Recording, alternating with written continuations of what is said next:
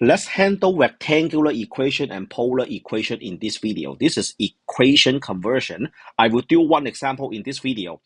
The given is a rectangular equation because you see variables x and y, and then I want to convert this to a polar equation. And then the ingredients you need is in green. You need to recall that from rectangular to polar, x is equals to r times cosine and y is equals to r times sine. Okay, let's replace the x and y with r, sine, and cosine. We do as many as we can. This one, I would like to square the x and y. Okay, so after you square the x and y, this should be in a big parenthesis, and then the square is still there, and then 9, and then you also square the x and y, right? Okay, let's do it.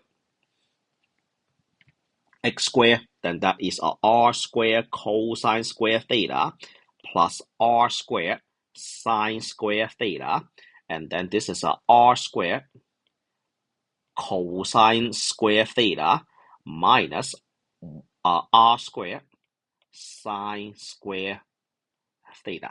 Okay, and then this one I can definitely factor out the r square. I have cosine square plus sine square, that is equals to 1. And then this one I will keep this. I will use a bracket this time, and then 9. Can we factor our r square too? And then after factoring out r square, you have cosine square minus sine square, and then close the parenthesis. Cosine square plus sine square is equals to 1, so that is equals to 1. And then the r square square, and then you have a r square, and then a bracket, and then a square, and then you have a 9, and then r square, cosine square minus sine square. This one is equals to cosine 2 theta. This is from the double angle formula.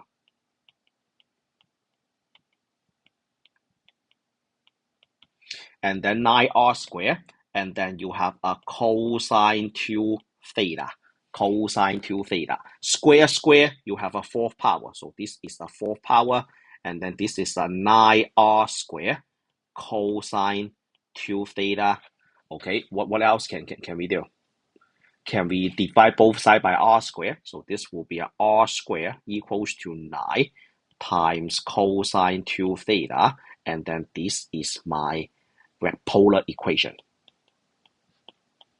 No more x and y, r and theta only. Okay, and I need to let you know that this is only a very basic example because it depends on how complicated the sine and cosine is. Sometimes this thing can be very complicated. And then I will just have to remind you that the double angle formula is frequently used in this type of problem.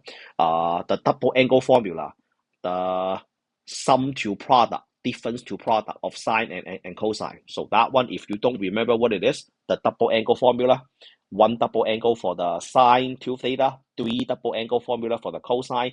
The tangent one, I don't think you will use the tangent one too often because this is mainly depends on the sine and cosine. And also, sometimes you will have to use the sum to product. Let's say sine, you add up 2 angles. Cosine, you subtract 2 angles. You have to know the plus and the minus. Okay, so let's discuss more equation conversion in the next video. Okay.